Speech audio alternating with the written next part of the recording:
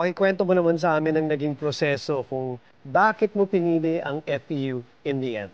Nung time na yan ano, pinuntahan ko unang-una ang Ateneo, Lasal, UST, pati Benilde, UE. Huli-huli pa yung FEU. Tinignan ko kung saan ako makakatulong, kung saan ako mas komportable, kung saan ako magiging mas masaya.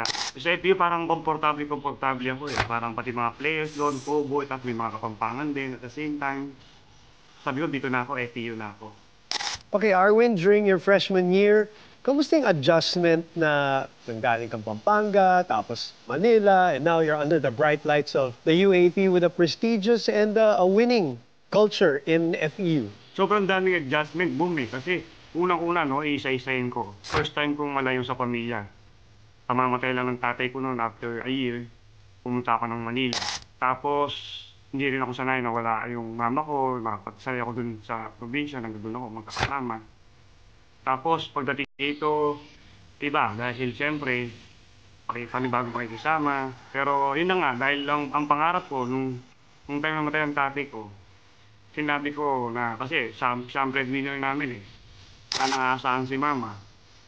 Kahit mahirap ka ako, kailangan kong makipagsapalaran.